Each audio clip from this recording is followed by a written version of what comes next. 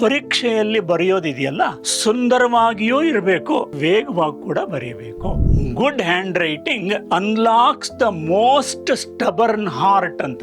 ತುಂಬಾ ಆತರವಾಗಿ ಏನು ಬರಿಬೇಕಾಗಿಲ್ಲ, normal speed ನಲ್ಲಿ ಬರೆದ್ರೇನೆ ಎಲ್ಲಾ ಪ್ರಶ್ನೆಗಳಿಗೆ ಉತ್ತರ ಬರ್ಲಿಕ್ಕೆ ಆಗುವಷ್ಟು ಟೈಮ್ ಕೊಟ್ಟಿರ್ತಾರೆ. ಯಾವಾಗ್ಲೂ ಅಕ್ಷರಗಳು ಯಾವಾಗ್ಲೂ ಆದಷ್ಟು ಒತ್ತೊತ್ತಾಗಿರ್ಬೇಕು. ನುಡಿದರೆ ಮುತ್ತಿನ ಹಾರದಂತಿರಬೇಕು ಅಂತ ಹೇಳ್ತಾರೆ.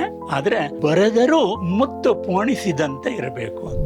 2 ಲೈನ್ಸ್ ಇರುತ್ತಲ್ಲ, ಅದರಲ್ಲಿ ನಮ್ಮ ಅಕ್ಷರಗಳ ಗಾತ್ರ ಎಷ್ಟಿರ್ಬೇಕು ಅಂದ್ರೆ 1/3 ಭಾಗದಷ್ಟು ಇರಬೇಕು. ಅಕ್ಷರದ ಒಂದೊಂದು ಭಾಗಕ್ಕೂ ಸೌಂದರ್ಯ ಇರುತ್ತೆ. ಬರೆಯೋದು ಅಂದ್ರೆ ಅದು ಪ್ರೆಸೆಂಟೇಷನ್ ಸ್ಕಿಲ್. ಈ ಬರೆಯೋ ಅಂತ ಕೈ ಇದೆಯಲ್ಲ, ಅದಕ್ಕೆ ಸ್ವಲ್ಪ ಎಕ್ಸರ್ಸೈಸ್ ಬೇಕಾಗತ್ತೆ. ಪೆನ್ ಹೇಗೆ ಇಟ್ಕೊಳ್ತೀವಿ ಅನ್ನೋದನ್ನು ಕೂಡ ಯೋಚನೆ ಮಾಡಿ. ನಾವು ಅಂಗಡಿಯಿಂದ ಏನೋ ಸಾಮಾನು ತರಬೇಕಾಗಿದೆ ಅಂತ ತಿಳ್ಕೊಳ್ಳಿ, ಒಂದು ಚೀಟಿಲಿ ಬರೀತೀವಿ. ಅದು ಸುಂದರವಾಗಿರ್ಬೇಕಾಗಿಲ್ಲ, ನಮಗೆ ಅರ್ಥ ಆಗೋ ಅಷ್ಟಿದ್ರೆ ಸಾಕು. ಪೂರ್ತಿ ಪದಗಳನ್ನು ಬರೆಯಲ್ಲ, ನಮ್ಗೆ ಅರ್ಥ ಆಗೋ ಗೀಚ್ಕೊಂಡು ಹೋಗ್ತೀವಿ. ಯಾಕೆಂದ್ರೆ ಅಲ್ಲಿ ಬರೆಯುವಾಗ ನಾವು ಮಾತ್ರ ಓದೋರು. ಆದರೆ ವಿದ್ಯಾರ್ಥಿಗಳು ಪರೀಕ್ಷೆಯಲ್ಲಿ ಬರೆಯುವಾಗ ಹಾಗೆ ಗೀಚಲಿಕ್ಕಾಗಲ್ಲ. ಯಾಕೆ ಅಂದ್ರೆ ಆ ಪರೀಕ್ಷೆಯಲ್ಲಿ ಅವ್ರು ಬರೆದಿರೋದನ್ನ ಟೀಚರ್ಸ್ ಓದ್ತಾರೆ ಮತ್ತು ಅದಕ್ಕೆ ಮಾರ್ಕ್ಸ್ ಕೂಡ ಹಾಕ್ತಾರೆ. ಪರೀಕ್ಷೆಯಲ್ಲಿ ಬರೆಯೋದಿದೆಯಲ್ಲ, ಅದು ಸುಂದರವಾಗಿಯೂ ಇರಬೇಕು, ತುಂಬ ಸುಂದರವಾಗಲ್ಲದೆ ಇದ್ರೂ ಓದ್ಲಿಕ್ಕಾಗೋ ಥರ ಇರಬೇಕು. ಅದ್ರ ಜೊತೆಗೆ ಪರೀಕ್ಷೆಯಲ್ಲಿ ವೇಗವಾಗಿ ಕೂಡ ಬರೀಬೇಕು. ಇದು ಸುಂದರವಾಗಿ ಯಾಕಿರಬೇಕು ಅಂತ ಹೇಳಿದ್ರೆ, ಅದು ಟೀಚರ್ಸ್ಗಂತೂ ಅರ್ಥ ಆಗೋ ಥರ ಹೇಳ್ತಾರಲ್ಲ, ಸ್ಪಷ್ಟವಾಗಿ ಕ್ಲಾರಿಟಿ ಅಂತ ಹೇಳ್ತಾರಲ್ಲ, ಆ ಥರ ಇರಬೇಕಾಗುತ್ತೆ. ಅದು ಇನ್ನ ವೇಗವಾಗಿ ಕೂಡ ಬರೀಬೇಕಾಗುತ್ತೆ. ಕಾರಣ ಅಂದ್ರೆ ಪರೀಕ್ಷೆ ಅವಧಿ 3 ಗಂಟೆಗಳು ಇರುತ್ತೆ ಅಂತ ಇಟ್ಕೊಳ್ಳಿ.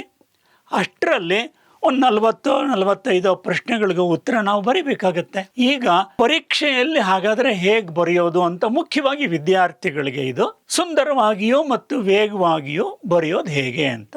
ಸಾಮಾನ್ಯವಾಗಿ ಎಲ್ಲರೂ ಮನಸ್ಸಲ್ಲಿ ಏನಿರುತ್ತೆ ಅಂದ್ರೆ, ನಾವು ಸುಂದರವಾಗಿ ಬರೆಯೋದಕ್ಕೆ ಅಂತ ಹೋದ್ರೆ ಸ್ಪೀಡ್ ಕಡಿಮೆ ಆಗ್ಬಿಡುತ್ತೆ, ವೇಗ ಕಡಿಮೆ ಆಗುತ್ತೆ ಅಂತ ನಿಜ ಅದು. ಆದರೆ ಅಕ್ಷರಗಳ ಸೌಂದರ್ಯ ಪ್ರಜ್ಞೆ ಅಂತ, ಹಾಗಂದ್ರೆ ಏನು ಅಂತ ನಾನು ವಿವರಿಸ್ತೀನಿ. ಅದು ನಮಗೆ ಗೊತ್ತಿದ್ರೆ ಸುಂದರವಾಗಿದ್ರೂ ವೇಗವಾಗಿ ಬರೀಲಿಕ್ಕೆ ಸಾಧ್ಯ ಇದೆ. ಇನ್ನ ಈ ಪರೀಕ್ಷೆಯಲ್ಲಿ ನಾವು ಬರೆಯೋದ್ರ ವಿಷಯ ಬಂತು. ಪರೀಕ್ಷೆಯಲ್ಲಿ 2 ಥರ ಪರೀಕ್ಷೆ ಇರುತ್ತೆ. ಒಂದು ಶಾಲಾ ಪರೀಕ್ಷೆ, ಇನ್ನೊಂದು ಬೋರ್ಡ್ ಪರೀಕ್ಷೆ ಅಂತ. ಎರಡಕ್ಕೂ ಏನು ವ್ಯತ್ಯಾಸ? ಶಾಲಾ ಪರೀಕ್ಷೆಯಲ್ಲಾದರೆ ಮಕ್ಕಳು ಬರೆದಿರೋದನ್ನು ಅವ್ರಿಗೆ ದಿನ ಕಲಿಸೋ ಅಂಥ ಟೀಚರ್ಸ್ ಇದ್ದಾರಲ್ಲ, ಅವರು ನೋಡಿ ಮಾರ್ಕ್ಸ್ ಹಾಕ್ತಾರೆ. ಆದರೆ ಬೋರ್ಡ್ ಪರೀಕ್ಷೆಯಲ್ಲಿ ಅವರು ಬರೆದಿರೋ ಅಂಥ ಆನ್ಸರ್ ಪೇಪರ್ ಇದೆಯಲ್ಲ, ಅದನ್ನು ಕಟ್ಟಿ ಬೇರೆ ಯಾವುದೋ ಊರಿಗೆ ಕಳಿಸ್ತಾರೆ. ಅಲ್ಲಿ ಯಾರೋ ಅನ್ನೋನ್ ಟೀಚರ್ಸ್ ಅವ್ರಿಗೆ ಮಾರ್ಕ್ಸ್ ಹಾಕ್ತಾರೆ. ಆ ಅನ್ನೋನ್ ಟೀಚರ್ಸ್ಗೆ ಇವ್ರು ಯಾರು ಅಂತ ಗೊತ್ತಿರಲ್ಲ. ಆನ್ಸರ್ ಪೇಪರ್ ನೋಡಿ ಹುಡುಗನ ಹುಡುಗಿನೋ ಅಂತನೂ ಗೊತ್ತಾಗಿರಲ್ಲ. ಯಾಕೆ ಅಂದ್ರೆ ಆನ್ಸರ್ ಪೇಪರ್ ಅಲ್ಲಿ ಮಕ್ಕಳು ಕೇವಲ ಅವ್ರದ್ದು ರಿಜಿಸ್ಟರ್ ನಂಬರ್ ಬರೀಬೇಕು. ಆ ಅನ್ನೋನ್ ಟೀಚರ್ ಇದಾರಲ್ಲ, ಅಜ್ಞಾತ ಶಿಕ್ಷಕರು, ಅಜ್ಞಾತ ಮೌಲ್ಯಮಾಪಕರು, ಅವರು ನಮಗೆ ಜಾಸ್ತಿ ಮಾರ್ಕ್ಸ್ ಹಾಕಬೇಕು. ಆ ಥರ ಆದರೆ ಅವ್ರ ಮನಸ್ಸನ್ನ ಗೆಲ್ಬೇಕು ನಾವು. ಅದಕ್ಕಿರೋ ಅಂಥ ಒಂದೇ ದಾರಿ ಅಂದ್ರೆ ನಮ್ಮ ಅಕ್ಷರ ಸುಂದರವಾಗಿರಬೇಕು. ಶಾಲಾ ಪರೀಕ್ಷೆಗಳಲ್ಲಾದ್ರೆ, ಈಗಂತೂ ಜಗತ್ತಿನಲ್ಲಿ ಸೌಂದರ್ಯಕ್ಕೆ ಎಷ್ಟೊಂದು ಮಹತ್ವ ಕೊಡ್ತಾರೆ ಅಂತ ಹೇಳಿದ್ರೆ, ಜನ ತಾವು ತಿನ್ನೋ ಅಂತ ಆಹಾರಕ್ಕೆ ಎಷ್ಟು ಹಣ ಖರ್ಚು ಮಾಡ್ತಾರೋ ಅದಕ್ಕಿಂತ ಜಾಸ್ತಿ ಬ್ಯೂಟಿ ಪ್ರಾಡಕ್ಟ್ಸ್ ಇದೆಯಲ್ಲ, ತಾವು ಚೆನ್ನಾಗಿ ಕಾಣಿಸೋದಕ್ಕೆ ಏನೇನ್ ಮಾಡ್ಬೇಕೋ ಅಷ್ಟು ಖರ್ಚು ಮಾಡ್ತಾರೆ. ಇದು ಸತ್ಯವಾಗಿ ನಾನು ಹೇಳ್ತಾ ಇರೋದು, ಅಧ್ಯಯನದಿಂದ ಕಂಡು ಬಂದಿರೋದು ಇಡೀ ಜಗತ್ತಿನಾದ್ಯಂತ. ಅಂದ್ರೆ ಸೌಂದರ್ಯ ನೋಡಿ ಮೆಚ್ಚದೇ ಇರೋ ಅಂಥವ್ರು ಯಾರು? ಇಂಗ್ಲಿಷ್ ನಲ್ಲಿ ಏನ್ ಹೇಳ್ತಾರೆ ಅಂದ್ರೆ, good handwriting unlocks the most stubborn heart ಅಂತ. ಅದು ಸುಂದರವಾಗಿದ್ರೆ ಅಂತ ಕಠಿಣವಾದ ಹೃದಯ ಇರೋರು ಕೂಡ ಅವ್ರು ಕರಗೋಗೋ ಹಾಗೆ ಮಾಡುತ್ತೆ ಅಂತ ಹೇಳ್ತಾರೆ. ಪರೀಕ್ಷೆಯಲ್ಲಿ ಅದಕ್ಕೋಸ್ಕರನೇ ನಮ್ಮ ಅಕ್ಷರ ಸುಂದರವಾಗಿರ್ಬೇಕಾಗಿರೋ ಅಂಥದ್ದು ಅನಿವಾರ್ಯ. ಸೊ ಈಗ ಪರೀಕ್ಷೆಯಲ್ಲಿ ವೇಗವಾಗಿಯೋ ಸುಂದರವಾಗಿಯೋ ಬರೀಬೇಕು. ಮೊದಲು ಸುಂದರವಾಗಿ ಬರಿಬೇಕಾಗಿರೋದ್ರ ವಿಷಯ ತಿಳ್ಕೊಳ್ಳಂತೆ. ಅದು ಅಕ್ಷರಗಳ ಸೌಂದರ್ಯ ಪ್ರಜ್ಞೆ ಅಂತ ನಾನು ಹೇಳಿದೆ. ಪ್ರತಿಯೊಬ್ಬ ಮನುಷ್ಯನಿಗೂ ಹುಟ್ಟಿದಾಗ್ಲಿಂದ ಒಂದು ಸೌಂದರ್ಯ ಪ್ರಜ್ಞೆ ಇರುತ್ತೆ. ಯಾವ ಹೂ ಚೆನ್ನಾಗಿ ಕಾಣುತ್ತೆ, ಯಾವ ದೃಶ್ಯ ಚೆನ್ನಾಗಿ ಕಾಣುತ್ತೆ, ಅಥವಾ ಯಾವ ಮನುಷ್ಯರು ಚೆನ್ನಾಗಿ ಕಾಣಿಸ್ತಾರೆ ಅನ್ನೋದು ಅನ್ಸದ್ ಗೊತ್ತಾಗುತ್ತೆ. ಅದರಲ್ಲೂ ತಾಯಂದರಿಗೆ ತಮ್ಮ ಹೆಣ್ಮಕ್ಳು ಏನಾದರೂ ಇದ್ರೆ ಅವ್ರು ಚೆನ್ನಾಗಿ ಕಾಣಿಸೋ ಹಾಗೆ ಏನ್ ಮಾಡ್ಬೋದು ಅಂತ ನೀವು ಯಾವಾಗ ಕೇಳಿದ್ರು ಒಂದು 8-10 ಬ್ಯೂಟಿ ಟಿಪ್ಸ್ ಅವ್ರು ಹೇಳ್ತಾರೆ. ನಾನು ತಪ್ಪು ಅಂತ ಹೇಳಲ್ಲ. ಈ ಸೌಂದರ್ಯ ಪ್ರಜ್ಞೆ ಏನಿದೆ, ಆ ಸೌಂದರ್ಯ ಪ್ರಜ್ಞೆ ನಮಗೆ ಮೂಡೋದು ನಮ್ಮ ಕಣ್ಣು ಮತ್ತು ಮೆದುಳಿನಿಂದ. ನಾವು ಕಣ್ಣಲ್ಲಿ ನೋಡಿರೋದು ಹೋಗಿ ಮೆದುಳಿನಲ್ಲಿ ದಾಖಲಾಗಬೇಕು, ಆಗ ನಮಗೆ ಸೌಂದರ್ಯ ಪ್ರಜ್ಞೆ ಗೊತ್ತಾಗೋದದು. ನಾವು ಅದನ್ನು ಬೆಳೆಸ್ಕೋಬೇಕಾಗತ್ತೆ ಸ್ವಲ್ಪ ಅಕ್ಷರಗಳಿಗೆ ಸಂಬಂಧಪಟ್ಟಂತೆ. ಆದರೆ ತಾವು ಚೆನ್ನಾಗಿ ಕಾಣಿಸೋ ಹಾಗೆ ಏನೇನು ಮಾಡ್ಬೋದು ಅನ್ನೋ ಬ್ಯೂಟಿ ಟಿಪ್ಸ್ ಹೇಳೋ ಅಂತ ತಾಯಂದರು ಮಕ್ಕಳ ಅಕ್ಷರ ಚೆನ್ನಾಗಿ ಕಾಣಿಸ್ಬೇಕಾದ್ರೆ ಏನು ಮಾಡಬೇಕು ಅಂತ ಹೇಳಲಿಕ್ಕೆ ಪಾಪ ಗೊತ್ತೇ ಆಗಲ್ಲ ಅವ್ರಿಗೆ. ಯಾಕೆ ಅಂದರೆ ಅಜ್ಞಾನ, ಅದ್ರ ವಿಷಯ ಯೋಚನೆನೂ ಮಾಡಿರಲ್ಲ. ಎಲ್ಲ ಪಾಲಕರು, ಎಲ್ಲ ಟೀಚರ್ಸು ಮಕ್ಕಳಿಗೆ ಚೆನ್ನಾಗಿ ಬರಿ ಅಂತ ಹೇಳ್ತಾರೆ. ದಿನಕ್ಕೊಂದು 10 ಸರಿ ಹೇಳ್ತಾರೆ. ಆದರೆ ಚೆನ್ನಾಗಿ ಬರೆಯೋದು ಹೇಗೆ ಅಂತ ಹೇಳಲ್ಲ. ನಾನು ಕೆಲವು ವಿಷಯಗಳನ್ನು ಹೇಳ್ತೀನಿ, ಮುಖ್ಯವಾಗಿರೋದು. ಆಮೇಲೆ ಇನ್ನೊಂದು ವಿಷಯ ಇರುತ್ತೆ, ಪರೀಕ್ಷೆಯಲ್ಲಿ ಚೆನ್ನಾಗಿ ಬರೆಯೋದ್ರ ವಿಷಯ ಬಂದಾಗ ಸಾಮಾನ್ಯವಾಗಿ ಪರೀಕ್ಷೆಯಲ್ಲಿ ಪ್ರಶ್ನೆಗಳನ್ನು ಹೇಗೆ ಕೊಟ್ಟಿರ್ತಾರೆ ಅಂದರೆ, ಮತ್ತೆ ಟೈಮ್ ಹೇಗಿರುತ್ತೆ ಅಂದರೆ, ತುಂಬ ಆತರವಾಗಿ ಏನು ಬರಿಬೇಕಾಗಿಲ್ಲ. ನಾರ್ಮಲ್ ಸ್ಪೀಡ್ನಲ್ಲಿ ಬರೆದ್ರೇನೆ ಕೊಟ್ಟಿರೋ ಅಂಥ ಸಮಯದಲ್ಲಿ ಎಲ್ಲ ಪ್ರಶ್ನೆಗಳಿಗೆ ಉತ್ತರ ಬರಲಿಕ್ಕಾಗುವಷ್ಟು ಟೈಮ್ ಕೊಟ್ಟಿರ್ತಾರೆ ಯಾವಾಗಲೂ. ಆದರೆ ಕೆಲವರಿಗೆ ಟೈಮ್ ಸಾಕಾಗಲ್ಲ ಅಂತ ಯೋಚನೆ ಶುರುವಾಗುತ್ತೆ. ಯಾಕೆ ಅಂತ ಹೇಳಿದ್ರೆ, ಸರಿಯಾಗಿ ಓದಿಲ್ಲದೆ ಇದ್ರೆ ಒಂದು ಪ್ರಶ್ನೆ ನೋಡಿದ ತಕ್ಷಣ ಇದಕ್ಕೆ ಏನು ಉತ್ತರ ಬರೀಬೇಕು ಇನ್ನು ತಲೆ ಹೊಳೆಯೋದೇ ಇಲ್ಲ, ತಲೆ ಕೆರ್ಕೊಂಡು ಕೂತ್ಕೊಂಡಿರ್ತಾರೆ. ಆ ಥರ ಟೈಮ್ ವೇಸ್ಟ್ ಮಾಡೋದಾದರೆ ಅವ್ರಿಗೆ ಟೈಮ್ ಸಾಕಾಗೋದಿಲ್ಲ. ಅದಕ್ಕೇನೆ ನೀವು ನೋಡಿರ್ಬೋದು ಪರೀಕ್ಷೆಯಲ್ಲಿ ಏನಾಗುತ್ತೆ ಅಂದರೆ, ನಾನು ಟೀಚರ್ ಆಗಿ ರಿಟೈರ್ ಆಗಿರೋದ್ರಿಂದ ನಾನು ಹೇಳ್ತೀನಿ, ಪರೀಕ್ಷೆಯಲ್ಲಿ ಪ್ರಾರಂಭದಲ್ಲಿ ಸುಲಭದ ಪ್ರಶ್ನೆಗಳನ್ನ ಎಲ್ಲ ಉತ್ತರ ಬರೆಯೋದಕ್ಕೆ ಅಂತ ಮಕ್ಕಳು ಪ್ರಾರಂಭ ಮಾಡ್ತಾರೆ. ತಲೆ ತಗ್ಸಿ ಸರ ಸರ ಸರ ಸರ ಸರ ಸರ ಸರ ಫಾಸ್ಟ್ ಬರೀತಾರೆ. ಅವ್ರ ಮನಸ್ಸಲ್ಲಿ ಏನಿರುತ್ತೆ ಅಂದರೆ, ಅಯ್ಯೋ ಟೈಮ್ ಸಾಕಾಗದಿರಿ. ಆದರೆ ಆಮೇಲೆ ಅರ್ಧ ಗಂಟೆ ಆದಮೇಲೆ ಏನು ಬರೀಬೇಕು ಅಂತ ಗೊತ್ತಾಗದೆ ತಲೆ ಕೆರ್ಕೊಂಡು ಕೂತ್ಕೊಂಡಿರ್ತಾರೆ. ಇದು ಸರಿಯಲ್ಲ. ನಾವು ಪರೀಕ್ಷೆ ಚೆನ್ನಾಗಿ ಆಗಬೇಕು ಅಂತ ಹೇಳಿದ್ರೆ ಚೆನ್ನಾಗಿ ಅಧ್ಯಯನನೂ ಮಾಡಿರಬೇಕಾಗತ್ತೆ. ಇಲ್ಲದೇ ಇದ್ದರೆ ಟೈಮ್ ಸಾಕಾಗೋದಿಲ್ಲ, ಅದು ಸಹಜ. ಆದರೆ ನಾರ್ಮಲ್ ಸ್ಪೀಡಲ್ಲಿ ಬರೆದ್ರೆ ಸಾಕು, ಟೈಮ್ ಸಾಕು, ಆ ಥರ ಇರುತ್ತೆ ಅದಕ್ಕೋಸ್ಕರನೇ ಅನವಶ್ಯಕವಾಗಿ ಆತಂಕದಿಂದ ಟೈಮ್ ಸಾಕಾಗುತ್ತೋ ಇಲ್ವೋ ಅಂಥೇಳಿ ಪ್ರಾರಂಭದಲ್ಲಿ ಗೀಚ್ಬಿಡೋದು, ಆಮೇಲೆ ನಿಧಾನಕ್ಕೆ ಬರೆಯೋದು. ಕೆಲವ್ರದ್ದು ಆನ್ಸರ್ ಪೇಪರ್ ನೋಡಿದ್ರೆ ಮೊದಲು ಎಷ್ಟು ಗೀಚಿರ್ತಾರೆ ಅಂತಾರೆ, ಆಮೇಲೆ ಚೆನ್ನಾಗಿ ಬರೆದಿರ್ತಾರೆ. ಅದೇ ಸ್ಟೂಡೆಂಟ್ ಬರೆದಿರೋದ ಅಂತ ನಮ್ಗೆ ಅನುಮಾನ ಬರುತ್ತೆ. ಆ ರೀತಿ ಬರೆದಿರ್ತಾರೆ. ಹಾಗಾಗಬಾರ್ದು ಅಂತ. ಆದರೂ ಅಕ್ಷರಗಳು ಚೆನ್ನಾಗಿ ಕಾಣಿಸ್ಬೇಕಾದ್ರೆ ಒಂದು ಮುಖ್ಯವಾಗಿರೋ ಅಂಥ ಬ್ಯೂಟಿ ಟಿಪ್ಸ್ ಅದನ್ನು ಹೇಳ್ತೀನಿ ನಾನು. ಅದನ್ನೇ ಸ್ಪೇಸಿಂಗ್ ಅಂತ ಕರೀತಾರೆ. ಸ್ಪೇಸಿಂಗ್ ಅಂದರೆ ನಾವು ಬರಿತಾ ಹೋಗ್ತೀವಲ್ಲ, ಆಗ ಬರೆಯೋದಲ್ದೇ ಸ್ವಲ್ಪ ಖಾಲಿ ಜಾಗ ಬಿಡ್ತೀವಿ ಹಾಳೆಯಲ್ಲಿ, ಅದನ್ನೇ ನಾವು ಸ್ಪೇಸಿಂಗ್ ಅಂಥೇಳಿ ಕರಿತೀವಿ. 4 ಥರ ಸ್ಪೇಸಿಂಗ್ ಇದೆ. ಒಂದನೇದು ಲೆಟರ್ ಸ್ಪೇಸಿಂಗ್, ಎರಡನೇದು ವರ್ಡ್ ಸ್ಪೇಸಿಂಗ್, ಮೂರನೇದು ಲೈನ್ ಸ್ಪೇಸಿಂಗ್ ಮತ್ತು 4ನೇದು ಪೇಜ್ ಸ್ಪೇಸಿಂಗ್ ಅಂತ ಹೇಳ್ತಾರೆ. ಈಗ ಎಲ್ಲದನ್ನು ಸಂಕ್ಷಿಪ್ತವಾಗಿ ಹೇಳ್ತೀನಿ. ಒಂದನೇದು ಲೆಟರ್ ಸ್ಪೇಸಿಂಗ್ ಅಂತ ಹೇಳ್ತಾರೆ. ಲೆಟರ್ ಸ್ಪೇಸಿಂಗ್ ಅಂತ ಹೇಳಿದ್ರೆ ಒಂದು ಪದದ ಒಳಗಡೆ ಇರೋ ಅಂತಹ ಅಕ್ಷರಗಳ ನಡುವೆ ಎಷ್ಟು ಜಾಗ ಇರಬೇಕು ಖಾಲಿ ಅಂತ. ಎಷ್ಟಿರಬೇಕು ಅಂತ ಹೇಳಿದ್ರೆ ಮಿನಿಮಮ್ ಇರಬೇಕು. ಅಕ್ಷರಗಳು ಯಾವಾಗಲೂ ಆದಷ್ಟು ಒತ್ತೊತ್ತಾಗಿರ್ಬೇಕು, ಅದರ ನಡುವೆ ಗ್ಯಾಪ್ ಬಿಟ್ಟಿರಬಾರ್ದು. ಬಸವಣ್ಣವರು ಹೇಳ್ತಾರೆ, 12ನೇ ಶತಮಾನದಲ್ಲಿದ್ದರು, ನುಡಿದರೆ ಮುತ್ತಿನ ಹಾರದಂತಿರಬೇಕು ಅಂತ ಹೇಳ್ತಾರೆ.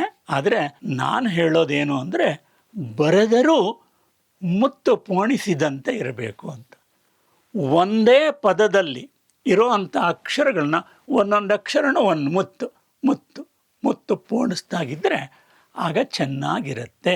ಮತ್ತು ಒತ್ತೊತ್ತಾಗಿರೋದಷ್ಟೇ ಅಲ್ಲ, ಯಾವುದೇ 2 ಅಕ್ಷರಗಳ ನಡುವೆ ಸಮಾನವಾದ ಅಂತರ ಇರಬೇಕು, ಗ್ಯಾಪ್. ಒಂದು ಪದದಲ್ಲಿ ಒಂದು 7-8 ಅಕ್ಷರ ಇದ್ದರೆ ಮೊದಲನೇ 2 ಅಕ್ಷರಗಳ ನಡುವೆ ಕಡಿಮೆ ಜಾಗ, ಆಮೇಲೆ 3-4ನೇ ಅಕ್ಷರಗಳ ನಡುವೆ ಜಾಸ್ತಿ ಜಾಗ ಇರಕೂಡ್ದು.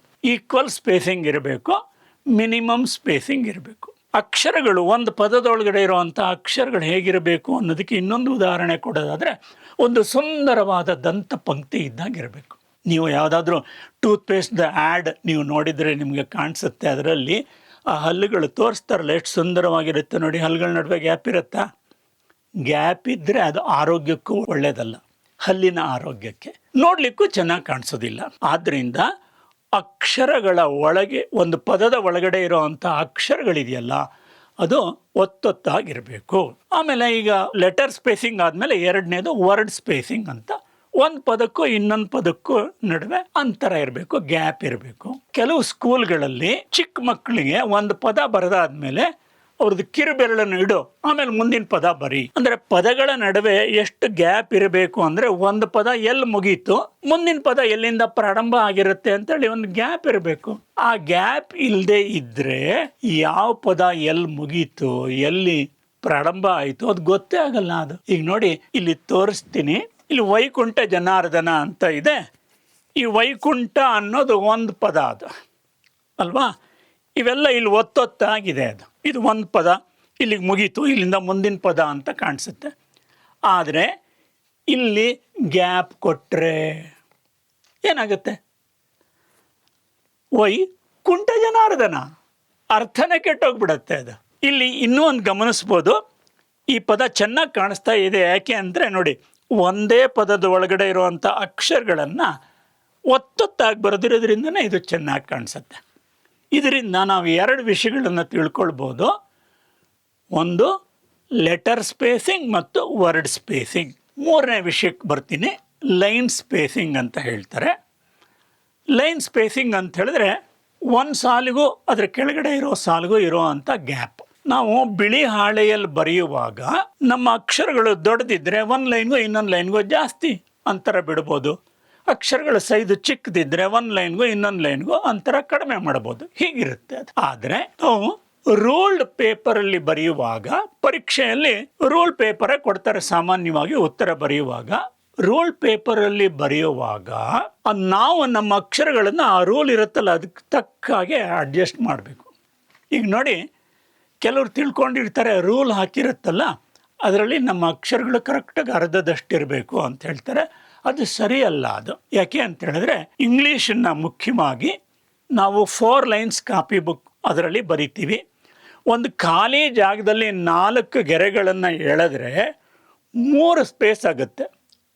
Upper zone, middle zone, lower zone ಅಂತ 4 ಝೋನ್ ಉಂಟಾಗುತ್ತೆ. ನೀವು ರೂಲ್ ಹಾಕಿರೋ ಅಂಥ ಪುಸ್ತಕದಲ್ಲೋ ಅಥವಾ ಹಾಳೆಯಲ್ಲೋ ಬರೆಯುವಾಗ ಅರ್ಧದಷ್ಟಿರೋ ಆ ಥರ ಅಕ್ಷರಗಳನ್ನು ನೀವು ಬರೆದ್ರೆ ಆಗ 2 ಝೋನ್ ಉಂಟಾಗುತ್ತೆ. ಅದು ತಪ್ಪಲ್ವಾ? ಅದು ಎಷ್ಟೋ ವರ್ಷಗಳಗಟ್ಟಲೆ 4 ಲೈನ್ಸ್ ಕಾಪಿ ಪುಸ್ತಕದಲ್ಲಿ ನಾವು ಬರೆದ ಅಭ್ಯಾಸ ಮಾಡಿರೋದು ಉದ್ದೇಶ ಏನು? ಅದನ್ನ ನೀವು ಯೋಚನೆ ಮಾಡಿ. ಸೊ ಆ ಪರೀಕ್ಷೆಯಲ್ಲಿ 2 ಲೈನ್ಸ್ ಇರುತ್ತಲ್ಲ, ಅದರಲ್ಲಿ ನಮ್ಮ ಅಕ್ಷರಗಳ ಗಾತ್ರ ಎಷ್ಟಿರಬೇಕು ಅಂದರೆ 1/3 ಭಾಗದಷ್ಟಿರಬೇಕು. ಆಗ ಅಕ್ಷರಗಳು ಚೆನ್ನಾಗಿ ಕಾಣಿಸುತ್ತೆ. ಇದು ಲೈನ್ ಸ್ಪೇಸಿಂಗ್ ವಿಷಯ. ಇನ್ನು ಪೇಜ್ ಸ್ಪೇಸಿಂಗ್ ಅನ್ನೋದು ನಿಮಗೆ ಗೊತ್ತಿರುತ್ತೆ, ನೀವು ಟೆಕ್ಸ್ಟ್ ಬುಕ್ಕಲ್ಲೆಲ್ಲ ನೋಡಿರ್ತೀರ. ಒಂದು ಪ್ಯಾರ ಹೊಸದಾಗಿ ಪ್ರಾರಂಭ ಆದಾಗ ಮೊದಲನೇ ಸಾಲು ಇದೆಯಲ್ಲ, ಸ್ವಲ್ಪ ಇಂಡೆಂಟ್, ಸ್ವಲ್ಪ ಜಾಗ ಬಿಟ್ಟು ಮೊದಲನೇ ಸಾಲು ಪ್ರಾರಂಭ ಆಗಿರುತ್ತೆ. ಇನ್ನು ಉಳಿದಿರೋದೆಲ್ಲ ಬೇರೆ ಕಡೆಯಿಂದ ಪ್ರಾರಂಭ ಆಗಿರುತ್ತೆ. ಇದು ಇಂಡೆಂಟ್ ಅಂತ ಕರೀತಾರೆ. ಇನ್ನು ಮಾರ್ಜಿನ್ಗರ್ ಎಲ್ಲ ಪುಸ್ತಕದಲ್ಲೇ ಇರುತ್ತೆ. ಅದು ಪರೀಕ್ಷೆಯಲ್ಲಿ ಕೊಟ್ಟಿರೋ ಹಾಳೆಯಲ್ಲೇ ಮಾರ್ಜಿನ್ ಇರುತ್ತೆ. ಅದರ ವಿಷಯ ನಾನೇನು ಹೇಳಬೇಕಾಗಿಲ್ಲ. ಅದು ಸೊ ಇದು ಸೌಂದರ್ಯದ ವಿಷಯ. ಇದು ಇನ್ನೊಂದು ಮುಖ್ಯವಾಗಿರೋ ವಿಷಯ ನಾವು ತಿಳ್ಕೋಬೇಕು ಅಂದರೆ, ಪ್ರತಿಯೊಂದು ಅಕ್ಷರಕ್ಕೂ ಸೌಂದರ್ಯ ಇರುತ್ತೆ. ನಾನು ಹೇಳಿದ ತಪ್ಪಾಯಿತು, ಅಕ್ಷರದ ಒಂದೊಂದು ಭಾಗಕ್ಕೂ ಸೌಂದರ್ಯ ಇರುತ್ತೆ. ಈಗ ರಾ ಅನ್ನೋ ಅಕ್ಷರ ಇದೆ ಅಂತ ಇಟ್ಕೊಳ್ಳಿ. ಆ 0ಯನ್ನು ಸುಂದರವಾಗಿ ಬರೆದು ತಲೆಗಟ್ಟು ಬರೆಯುವಾಗ ಕೆಡಿಸ್ಬಿಟ್ರೆ ಆ ಅಕ್ಷರದ ಸೌಂದರ್ಯ ಹೊರಟೋಗುತ್ತೆ. ಅದಕ್ಕೋಸ್ಕರನೇ ಚೆನ್ನಾಗಿ ನೆನಪಿಟ್ಕೊಳ್ಳಿ, ಅಕ್ಷರದ ಒಂದೊಂದು ಭಾಗಕ್ಕೂ ಸೌಂದರ್ಯ ಇರುತ್ತೆ. ಅದನ್ನು ನಾವು ಯೋಚನೆ ಮಾಡೋದಕ್ಕೆ ಪ್ರಾರಂಭ ಮಾಡಬೇಕು. ಯಾವಾಗ ಯಾವ ಅಕ್ಷರವನ್ನು ಹೇಗೆ ಬರೆದ್ರೆ ಚೆನ್ನಾಗಿ ಕಾಣಿಸುತ್ತೆ, ಯಾವ್ಯಾವ ಭಾಗ ಹೇಗಿರಬೇಕು ಅಂತ ಪ್ರತಿಯೊಂದು ಅಕ್ಷರದ ಬಗ್ಗೆನೂ ನಾವು ಯೋಚಿಸ್ಬೇಕು. ಬಿಡುವಿನ ಸಮಯದಲ್ಲಿ ನಾವೇ ಸ್ವಲ್ಪ ಬರೆದು ಅಭ್ಯಾಸ ಮಾಡ್ಕೋಬೇಕು. ನೀವು ಮಾಡಿ, ಸಾಮಾನ್ಯ ಫ್ರೀ ಟೈಮ್ನಲ್ಲಿ ಆ ಥರ ಮಾಡ್ತಾ ಕೂತ್ಕೊಳ್ಳಿ. ಏನು ಟೆನ್ಷನ್ ಇಲ್ಲದೆ ಆಟ ಆಡ್ದಾಗೆ ಮಾಡ್ಬೋದು. ಬೇಕಾದರೆ ಯಾರಾದರೂ ಇಬ್ಬರು ಸೇರಿಕೊಂಡು ಆ ರೀತಿ ಮಾಡಿ ನೀವೇ ಪರೀಕ್ಷೆ ಮಾಡಿ ನೋಡಿ ಹೇಗೆ ಬರೆದ್ರೆ ಚೆನ್ನಾಗಿರುತ್ತೆ ಅಂತ. ನಿಮ್ಮಲ್ಲೂ ಅಕ್ಷರಗಳ ಸೌಂದರ್ಯ ಪ್ರಜ್ಞೆ ಬೆಳೀಲಿ. ಆ ಥರ ಬೆಳೆಸ್ಕೊಂಡ್ರೇ ನಿಮ್ಮ ಅಕ್ಷರ ಚೆನ್ನಾಗಿ ಆಗಲಿಕ್ಕೆ ಸಾಧ್ಯ. ಇನ್ನು ಮುಂದಿನ ಒಂದು ವಿಷಯ ಹೇಳ್ತೀನಿ. ಸಾಮಾನ್ಯವಾಗಿ ಕೈ ಬರಹ ಅಥವಾ ಹ್ಯಾಂಡ್ ರೈಟಿಂಗ್ ಬಗ್ಗೆ ನಮ್ಮ ದೇಶದಲ್ಲಿ ವಿಶೇಷವಾಗಿ ಅಜ್ಞಾನ ಇದೆ. ಅದು ಕೆಲವರು ಏನು ತಿಳ್ಕೊಳ್ತಾರೆ, ಇದು ಕೈ ಮಾಡೋ ಅಂಥ ಕೆಲಸ ಅಂತ. ಅಲ್ಲ, ಕೇವಲ ಕೈ ಮಾಡೋ ಅಂಥ ಕೆಲಸ ಅಲ್ಲ. ನಾವು ಬರೀತಿರ್ಬೇಕಾದ್ರೆ ನಾವು ಏನು ಬರಿತಾ ಇದ್ದೀವಿ, ಹೇಗೆ ಬರಿತಿದ್ದೀವಿ ಅಂತ ಕಣ್ಣು ನೋಡ್ತಿರ್ಬೇಕೋ ಬೇಡವೋ? ನೀವೇ ಹೇಳಿ ನೋಡೋಣ. ಕಣ್ಣಿಗೆ ಕೆಲಸ ಇರುತ್ತೋ ಇಲ್ವೋ? ಅದು ಕಣ್ಣು ಬರಹನೂ ಆಗುತ್ತೆ. ಮತ್ತು ನಮ್ಮ ಕೈ ಇದೆಯಲ್ಲ, ಇದು ಇಲ್ಲಿದೆಯಲ್ಲ ಬಾಸ್, ಇದು ಅದ್ರದ್ದು ಸೇವಕ ಇದು. ಅದು ಇಲ್ಲಿ ಬಾಸಿಂದ ಏನು ಬರಿಬೇಕು ಅಂತ ಆರ್ಡರ್ ಬಂದ್ರೇ ಅದು ಮೋಟಾರ್ ನರ್ವ್ ಅಂತ, ಕ್ರಿಯಾವಾಹಿ ನರಗಳು ಅಂತಿರುತ್ತೆ, ಅದ್ರ ಮೂಲಕ ಕಮ್ಯಾಂಡ್ಸ್ ಬಂದರೆ ಇದು ಸರಿಯಾಗಿ ಬರೆಯುತ್ತೆ. ಇದು ಸರಿ ಇಲ್ಲದೆ ಇದ್ರೆ ಮೆದುಳಿಗೆ ಏನು ಅನ್ಸುತ್ತೆ ಅಂದರೆ, ನಾನು ಬಾಸು, ಈ ಬರೆಯೋ ಅಂಥ ಕೆಲಸಕ್ಕೆ ಕೈದು ಹೆಸರಿಟ್ಬಿಟ್ಟಿದ್ದಾರೆ, ಇದು ಮೆದುಳು ಬರಹ ಅಂತ ಇರಬೇಕಾಗಿತ್ತು ಅಂತ ಅನ್ಸಲ್ವಾ? ನೀವೇ ಯೋಚನೆ ಮಾಡಿ. ಈ ಮೆದುಳು, ಕಣ್ಣು, ಕೈ ಅದೆಲ್ಲದರ ಜೊತೆಗೆ ಇನ್ನೊಂದು ಮುಖ್ಯವಾಗಿರೋ ಅಂಥ, ನಮ್ಮ ಕಣ್ಣಿಗೆ ಕಾಣಿಸ್ದೇ ಇರೋ ಅಂಥ ಭಾಗ ಇದೆ, ಮನಸ್ಸು. ನಮ್ಮ ಮನಸ್ಸಿನಲ್ಲಿ ಆಸಕ್ತಿ ಇಲ್ಲದೆ ಇದ್ದರೆ ನಾವು ಚೆನ್ನಾಗಿ ಬರೆಯೋಕ್ಕಾಗತ್ತಾ? ನಿಮ್ಗೆ ಗೊತ್ತಿರ್ಬೋದು, ಸ್ಟೂಡೆಂಟ್ಸ್ ಮಕ್ಕಳು ಬರೆಯುವಾಗ ಫಸ್ಟ್ ಪೀರಿಯಡ್ ಶಾಲೆ ಪ್ರಾರಂಭ ಆದಾಗ ಬೆಳಗ್ಗೆ 9 ಗಂಟೆಗೆ ಇಂಟ್ರೆಸ್ಟಿಂದ ಬರೀತಾರೆ. 3 ಗಂಟೆ 3:30 ಹೊತ್ತಿಗೆ ಊಟನೂ ಬೇರೆ ಆಗಿರುತ್ತೆ, ನಿದ್ದೆ ಬರ್ತಿರುತ್ತೆ. ಮ್ಯಾಥ್ಸ್ ಪೀರಿಯಡ್ ಇತ್ತು ಅಂತ ಇಟ್ಕೊಳ್ಳಿ, ಟೀಚರು ಬೋರ್ಡ್ ತುಂಬ ಬರೆದಿರ್ತಾರೆ, ಅದನ್ನು ಬರೆಯುವಾಗಲೇ ಈಗ ಬರೀತಿರ್ತಾರೆ. ಅದೇ ಕೈಯೇ ಬೆಳಗ್ಗೆ ಯಾವ ಕೈ ಚೆನ್ನಾಗಿ ಬರೆದಿತ್ತೋ ಅದೇ ಕೈಯೇ ಸಾಯಂಕಾಲ ಬರೆಯುವಾಗ ಹಾಳಾಗಿ ಹೋಗಿರುತ್ತೆ. ಕೈ ಬರಹ ಅಂತ ಕರೆಯೋದಕ್ಕೆ ಸರಿನಾ? ಹಾಗೆ ನೋಡಿದ್ರೆ ಹ್ಯಾಂಡ್ ರೈಟಿಂಗ್ ಅಲ್ಲ, ಅದು ಮೈಂಡ್ ರೈಟಿಂಗ್. ಅದು ನಮ್ಮ ಮನಸ್ಸಿನ ಮೂಡ್ ಅಂತ ಹೇಳ್ತಾರಲ್ಲ, ಅದು ಚೇಂಜ್ ಆದಾಗ ನಮ್ಮ ಹ್ಯಾಂಡ್ ರೈಟಿಂಗು ಚೆನ್ನಾಗಿರುತ್ತೆ. ಮತ್ತು ನಮ್ಮ ಮನಸ್ಸನ್ನು ಹೆಂಗೆ ಸರಿ ಮಾಡೋದು ಅದಕ್ಕೂ ಹೇಳ್ತೀನಿ ನಾನು. ನೋಡಿ, ನಾವು ಚೆನ್ನಾಗಿ ಡ್ರೆಸ್ ಮಾಡ್ಕೊಳ್ತೀವಿ. ಯಾಕೆ ಚೆನ್ನಾಗಿ ಡ್ರೆಸ್ ಮಾಡ್ಕೊಳ್ತೀವಿ ಅಂದರೆ, ನಮ್ಮನ್ನು ನೋಡಿದವ್ರಿಗೆ ನಮ್ಮ ಬಗ್ಗೆ ಒಳ್ಳೆಯ ಅಭಿಪ್ರಾಯ ಬರಲಿ ಅಂತ. ಹೌದೋ ಅಲ್ವೋ? ನಾವು ನೋಡಲಿಕ್ಕೆ ಚೆನ್ನಾಗಿರಬೇಕು ಅಂತ ಎಷ್ಟು ಆಸಕ್ತಿ ವಹಿಸ್ತೀವೋ, ನಾವು ಬರೆದಿರೋದು ಚೆನ್ನಾಗಿರಬೇಕು ಅಂತಲೂ ಆಸಕ್ತಿ ವಹಿಸ್ಬೇಕೋ ಬೇಡವೋ? ನೀವೇ ಹೇಳಿ. ಅದು ಅಲ್ಲದೆ ನಾವು ನೋಡೋಕ್ಕೆ ಚೆನ್ನಾಗಿರೋದನ್ನು ಅಕಸ್ಮಾತ್ ಯಾರೋ ನೋಡ್ತಾರೆ, ಬೀದಿಲಿ ಹೋಗೋರೆಲ್ಲ ನೋಡ್ತಾರೆ, ಅವರು ಮೆಚ್ಚದೇ ಇರಲಿ, ನಮ್ಗೆ ಮುಖ್ಯವಾಗಿ ಏನೂ ವ್ಯತ್ಯಾಸ ಆಗಲ್ಲ. ಆದರೆ ನಾವು ಬರೆದಿರೋದನ್ನು ಟೀಚರ್ಸ್ ನೋಡ್ತಾರೆ, ಮಾರ್ಕ್ಸ್ ಹಾಕ್ತಾರೆ. ಅದನ್ನು ನಾವು ನಿರ್ಲಕ್ಷ್ಯ ಮಾಡಿದ್ರೆ, ಬರೆಯೋದು ಅಂದರೆ ಅದು ಪ್ರೆಸೆಂಟೇಷನ್ ಸ್ಕಿಲ್ ಅಂತ ಹೇಳ್ತಾರೆ. ನಮ್ಮ ವ್ಯಕ್ತಿತ್ವವನ್ನೇ ನಾವು ನಿರೂಪಣೆ ಮಾಡ್ತಾ ಇರ್ತೀವಿ. ನಮ್ಮ ಬಗ್ಗೆ ಆ ಮಾರ್ಕ್ಸ್ ಹಾಕೋ ಅಂಥ ಟೀಚರ್ಗೆ ಒಳ್ಳೆಯ ಅಭಿಪ್ರಾಯ ಬರೋ ಹಾಗೆ ಇರಬೇಕು ಅಂತ ನಾವು ಯೋಚನೆ ಮಾಡಬೇಕಲ್ವಾ? ಅದನ್ನು ನೆನಪಿಟ್ಕೊಂಡು, ಅದಕ್ಕೋಸ್ಕರನೇ ನಾವು ಪರೀಕ್ಷೆಯಲ್ಲಿ ಬರೆಯುವಾಗ ಬರಿತಾ ಇದ್ದೀನಿ ಅಂತ ನಿಮ್ಮ ಮನಸ್ಸಿನಲ್ಲಿದ್ದರೆ ಅದನ್ನು ತೆಗೆದಾಕ್ಬಿಡಿ. ನಾನು ಪ್ರೆಸೆಂಟ್ ಮಾಡ್ತಾ ಇದ್ದೀನಿ. ಯಾರು ಮಾರ್ಕ್ಸ್ ಹಾಕ್ತಾರೋ ಟೀಚರು ಇದನ್ನು ನೋಡಿ ಮೆಚ್ಚಬೇಕು, ಇನ್ನೂ ಜಾಸ್ತಿ ಮಾರ್ಕ್ಸ್ ಹಾಕಬೇಕು. ಅವ್ರು ಹಾಕ್ತಾರೋ ಬಿಡ್ತಾರೋ ಅದು ಬೇರೆ ವಿಷಯ. ಅದು ಆದರೆ ನೀವು ಸುಂದರವಾಗಿ ಬರೆದಿದ್ದರೆ ಎಂಥ ಟೀಚರ್ ಇದ್ದರೂ ಅದನ್ನು ಖಂಡಿತ ಮೆಚ್ಚುತ್ತಾರೆ. ಅದಕ್ಕೋಸ್ಕರನೇ ನಾನು ಬರೀತಿದ್ದೀನಿ ಬರೆಯೋದು ಅನ್ನೋದನ್ನು ತೆಗೆದು ಪ್ರೆಸೆಂಟ್ ಮಾಡೋದು ಅಂತ ಯೋಚನೆ ಮಾಡ್ಕೊಳ್ಳಿ. ಒಂದು ವಿಷಯ ಅಂತ ಹೇಳಿದ್ರೆ, ಈ ಬರೆಯೋ ಅಂಥ ಕೈ ಇದೆಯಲ್ಲ, ಅದಕ್ಕೆ ಸ್ವಲ್ಪ ಎಕ್ಸರ್ಸೈಸ್ ಬೇಕಾಗತ್ತೆ.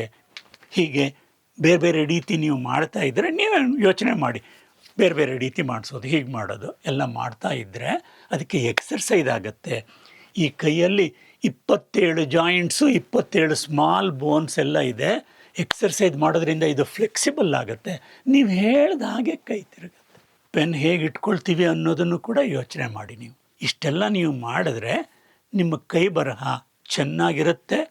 ಪರೀಕ್ಷೆಯಲ್ಲಿ ನೀವು ಇವೆಲ್ಲ ಸಂಗತಿಗಳನ್ನು ನೆನಪಿಟ್ಕೊಂಡು ಚೆನ್ನಾಗಿ ಬರೆಯೋ ಥರ ಆಗಲಿ, ನಿಮ್ಮ ಅಕ್ಷರಗಳು ಸುಂದರವಾಗಲಿ, ಅದರಿಂದ ನಿಮಗೆ ಹೆಚ್ಚು ಮಾರ್ಕ್ಸ್ ಬರಲಿ ಅಂತ ಆಶಿಸ್ತೀನಿ. ಇನ್ನೊಂದು ಸಣ್ಣ ವಿಷಯವನ್ನು ಹೇಳ್ತೀನಿ. ನಾನು ಕೈ ಬರಹದ ಬಗ್ಗೆ, ಹ್ಯಾಂಡ್ ರೈಟಿಂಗ್ ಬಗ್ಗೆ ಇಂಗ್ಲೀಷಲ್ಲೂ ಒಂದು ಪುಸ್ತಕ ಬರೆದಿದ್ದೀನಿ. ಕನ್ನಡದಲ್ಲಿ ಬರೆದಿರೋ ಅಂಥ ಒಂದು ದೊಡ್ಡ ಪುಸ್ತಕ, ಅದು ಇದೇ ತಿಂಗಳು 27ನೇ ತಾರೀಕು ಬಿಡುಗಡೆ ಆಗುತ್ತೆ. ಸಪ್ನಾ ಬುಕ್ ಹೌಸ್ ಅವರು ಪಬ್ಲಿಷ್ ಮಾಡಿರೋ ಅಂಥ ಪುಸ್ತಕ ಅದು. ಕೈ ಬರಹ ಯೋಗ ಅಂತ ಆ ಪುಸ್ತಕ. ಕನ್ನಡದಲ್ಲಿ ಹ್ಯಾಂಡ್ ರೈಟಿಂಗ್ ಬಗ್ಗೆ ಪುಸ್ತಕಗಳೇ ಇಲ್ಲ. ಯಾಕೆಂದರೆ ನಮ್ಮ ದೇಶದಲ್ಲಿ ಇಗ್ನೊರೆನ್ಸ್, ನೆಗ್ಲಿಜೆನ್ಸ್, ಕೈ ಬರಹದ ಬಗ್ಗೆ ಅಜ್ಞಾನ, ಕೈ ಬರಹದ ಬಗ್ಗೆ ಅಲಕ್ಷ್ಯ ಎರಡೂ ಇದೆ. ಅದು ಸೊ ಸಪ್ನಾ ಬುಕ್ ಹೌಸಲ್ಲಿ ಇದು ಸಿಗುತ್ತೆ. ಆನ್ಲೈನ್ನಲ್ಲಿ ನೀವು ಅದನ್ನು ಕೊಂಡ್ಕೋಬೋದು. ನಿಮಗೆ ಕೈ ಬರಹದ ಬಗ್ಗೆ ಏನಾದರೂ ಪ್ರಶ್ನೆ ಇದ್ದರೆ ಕಾಮೆಂಟ್ ಬಾಕ್ಸ್ ಇರುತ್ತಲ್ಲ, ಅದರಲ್ಲಿ ನೀವು ಪ್ರಶ್ನೆ ಕೇಳಿ. ನಾನು ನೀವು ಕೇಳೋವಂಥ ಪ್ರಶ್ನೆಗಳಿಗೆ ಉತ್ತರಿಸ್ತೀನಿ. ಇನ್ನು ಮುಂದಿನ ಒಂದು ವಿಷಯ, ಇನ್ನೊಂದು 2-3 ತಿಂಗಳಲ್ಲೇ ಪರೀಕ್ಷೆಗಳೆಲ್ಲ ಮುಗಿದು ಬೇಸಿಗೆ ರಜೆ ಬರುತ್ತೆ. ಆ ರಜೆಯಲ್ಲಿ ಬೇಸಿಗೆ ಶಿಬಿರಗಳು ಪ್ರಾರಂಭ ಆಗುತ್ತೆ. ಆ ಥರ ಶಿಬಿರಗಳಿಗೆ ಒಂದು ದಿವಸ ನಾನು ಬಂದು ಕೈ ಬರಹದ ಬಗ್ಗೆ ಹೇಳಬಲ್ಲೆ. ಅದಕ್ಕೆ ನಾನು ಆ ಶಿಬಿರದ ಸ್ಥಳಕ್ಕೆ ಬಂದು ಹೋಗುವಷ್ಟು ಚಾರ್ಜ್ ಕೊಟ್ಟರೆ ಸಾಕು. ನಾನು ಇದನ್ನ ಒಂದು ಸೇವೆ ಅಂತ ಪರಿಗಣಿಸ್ಕೊರೋದ್ರಿಂದ ಆ ಥರದವ್ರು ಯಾರಾದರೂ ಇಷ್ಟ ಇದ್ರೆ ನನ್ನನ್ನು ಸಂಪರ್ಕ ಮಾಡಬಹುದು. ನನ್ನ ಇಮೇಲ್ ಅದನ್ನ ಹೇಳ್ತೀನಿ, gkvmurthy@gmail.com. ಅದಕ್ಕೆ ನೀವು ಒಂದು ಮೇಲ್ ಕಳಿಸಿದ್ರೆ ನನಗೆ ಸಂಪರ್ಕ ಮಾಡ್ಬೋದು. ಆಮೇಲೆ ನಾನು ನನ್ನ ನಂಬರ್ನ ಎಲ್ಲ ಕೊಡ್ತೀನಿ ಆ ಮೇಲ್ನಲ್ಲಿ. ಯಾರಿಗಾದ್ರೂ ಆಸಕ್ತಿ ಇದ್ರೆ ಅಷ್ಟೇನೆ. ಅದರಿಂದ ಎಲ್ರಿಗೂ ಒಳ್ಳೇದಾಗಲಿ ಅಂತ ಭಾವಿಸ್ತಾ ನಾನು ಸುಮ್ಮನಾಗ್ತೀನಿ. ನಮಸ್ಕಾರ.